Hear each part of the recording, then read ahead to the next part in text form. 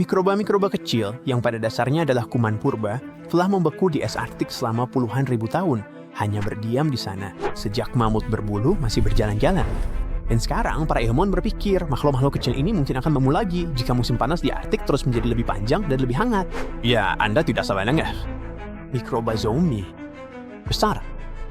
Mikroba-mikroba ini terjebak di dalam permafrost, yaitu tanah dan es yang tetap membeku sepanjang tahun. Lapisan atasnya memang sedikit mencair saat musim panas, tapi yang benar-benar tua, mikroba zaman es itu, terkubur jauh lebih dalam. Mereka hanya akan mencair jika suhu benar-benar hangat selama berbulan-bulan, bukan hanya 1 atau 2 hari panas saja. Untuk mempelajari mikroba-mikroba ini, tim peneliti pergi ke terowongan riset permafrost dekat Fairbanks di Alaska. Sebuah lorong bawah tanah panjang 50 kaki di bawah permukaan, yang dipahat langsung ke dalam tanah beku purba. Terowongan ini membentang lebih dari 350 kaki dan memungkinkan para ilmuwan secara harfiah berjalan melewati ribuan tahun sejarah yang membeku. Ngomong-ngomong, saat memeriksa dinding terowongan, para peneliti juga menemukan tulang-tulang mamut dan bison yang menonjol keluar dari es. Salah satu alasan para peneliti pergi ke Alaska adalah untuk melihat seberapa cepat mikroba kuno ini bisa hidup kembali. Ternyata mereka mendapat kejutan. Mikroba-mikroba ini tidak butuh waktu bertahun-tahun, berabad-abad, atau mantra ajaib untuk bangun. Cukup beberapa bulan cuaca hangat saja. Begitu mereka terbangun, mereka mulai melakukan aktivitas mikroba mereka, termasuk melepaskan gas rumah kaca seperti karbon dioksida dan metana. Dan itu kabar buruk, karena gas-gas tersebut membuat planet ini semakin hangat. Ini melelehkan lebih banyak permafrost, yang membangunkan lebih banyak mikroba, yang kemudian melepaskan lebih banyak gas. Kamu paham nggak? Pada dasarnya, ini adalah lingkaran setan iklim. Pokoknya, ketika para ilmuwan turun ke terowongan beku untuk mengambil bongkahan lapisan es abadi yang sangat tua, hal pertama yang mereka perhatikan adalah baunya yang mengerikan. Bukan hanya bau busuk dari ruang bawah tanah tua. Itu adalah sesuatu yang telah membeku selama ribuan tahun dan akhirnya terbangun. Borok. Anehnya, para ahli mikrobiologi justru suan. Bau seperti itu sebenarnya merupakan tanda baik bagi mereka, karena biasanya berarti makhluk-makhluk kecil, mikroba, masih ada di sekitar. Kembali di laboratorium, tim tersebut merendam sampel beku itu dalam air yang mengandung jenis hidrogen berat khusus. Ini membantu mereka melacak apa yang dilakukan mikroba-mikroba itu nanti. Lalu mereka memasukkan sampel-sampel itu ke dalam lemari es dengan 3 suhu berbeda. Dingin, agak dingin, dan tidak terlalu dingin, untuk meniru seperti apa musim panas Arktik di masa depan jika pemanasan terus berlanjut. Selama bulan pertama, hampir tidak ada yang terjadi. Bahkan sampel yang lebih hangat pun hampir tidak berubah. Hanya sedikit sekali mikroba yang mengedang. Intinya, hanya ada aktivitas mikroskopis yang sangat sedikit. Tapi beberapa bulan kemudian, situasinya jadi lebih seru.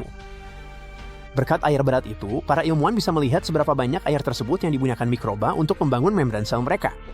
Ini membantu mereka mengetahui bahwa mikroba-mikroba tua itu membuat molekul lemak khusus yang mungkin membantu mereka bertahan hidup di kondisi beku. Setelah 6 bulan, sampel-sampel yang disimpan pada suhu lebih hangat telah berubah total. Mereka menjadi lebih aktif dan mulai membentuk lapisan lendir kecil. Para ilmuwan bahkan bisa melihat lapisan-lapisan ini tanpa mikroskop.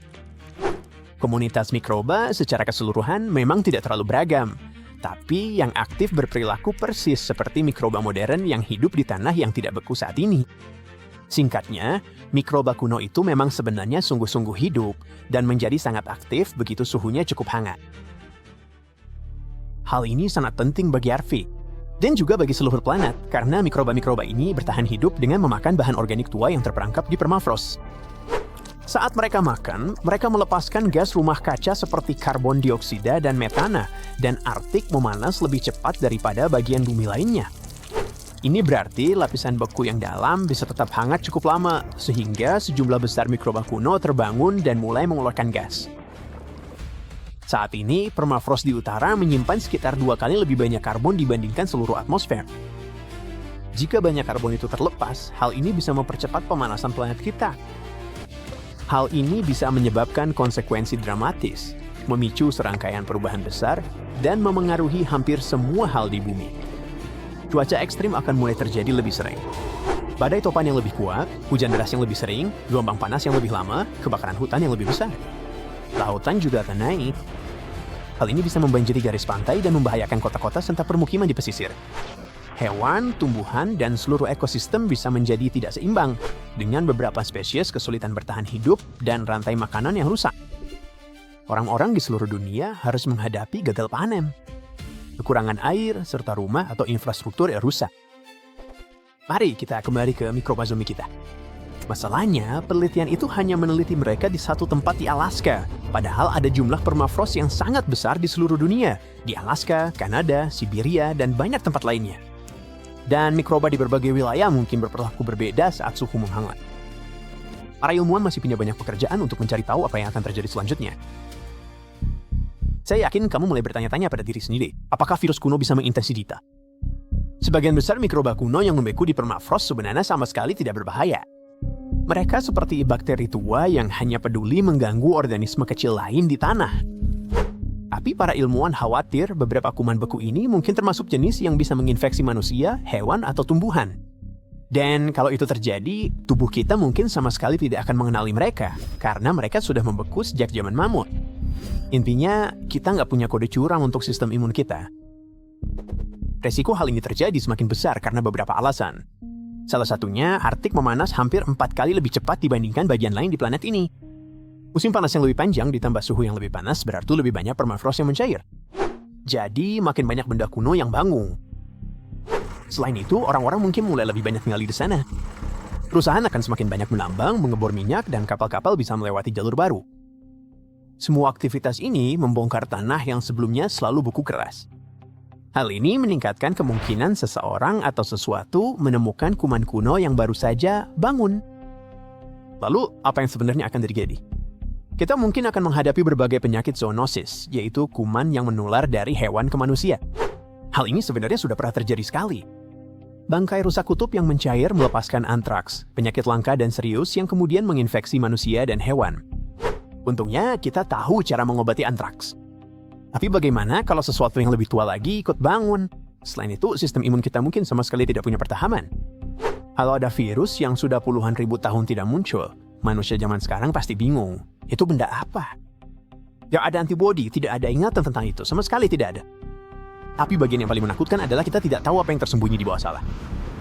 Para ilmuwan berpikir permafrost mungkin menyimpan triliunan mikroba beku. Banyak di antaranya yang belum pernah kita lihat sebelumnya. Beberapa mungkin membosankan, tapi ada juga yang bisa sangat berbahaya. Jadi bagaimana kalau salah satu virus itu akhirnya mencair? Dunia akan menghadapi bencana yang belum pernah terjadi sebelumnya. Ini tidak akan terlihat seperti wabah biasa. Ini akan terasa lebih seperti sesuatu dari film horor. Pertama, virusnya benar-benar baru dan sistem imun kita pasti tidak akan mengenalinya. Itu berarti virusnya akan menyebar dengan sangat cepat, melompat dari satu orang ke orang lain. Tidak ada yang tahu apa yang akan terjadi. Virus itu bisa menyebabkan penyakit aneh, demam mendadak, atau bahkan sesuatu yang jauh lebih berbahaya. Hal-hal yang menakutkan seperti penyakit yang dihadapi orang-orang di zaman dulu. Para ilmuwan yang menggali di permafrost memang udah mencari jejak penyakit kuno itu, jadi hal ini bukan tidak mungkin. Begitu virus itu lolos, ia tidak akan bertahan lama di satu tempat saja. Dengan orang-orang bepergian kemana-mana dan perusahaan-perusahaan berlomba masuk ke Arktik yang menghangat untuk pertambangan dan pengiriman, infeksi itu bisa menyebar dari satu desa kecil di Arktik ke kota-kota besar di seluruh dunia hanya dalam hitungan hari. Rumah sakit akan langsung penuh, dan dokter serta perawat akan kehabisan persediaan. Bisnis-bisnis akan putus. Pasukan makanan bisa anjlok jika virus itu menyerang hewan ternak atau tanaman. Pengiriman dan perjalanan bisa benar-benar terhenti. Ketakutan dan kepanikan akan menyebar ke seluruh dunia, hampir secepat virus itu sendiri. Tidak akan ada vaksin dan tidak ada obatnya. Karena tidak ada yang pernah melihat virus ini sebelumnya, para ilmuwan harus mulai dari nol. Singkatnya, wabah virus zombie akan benar-benar tak terduga, dan dunia modern jelas belum siap menghadapinya.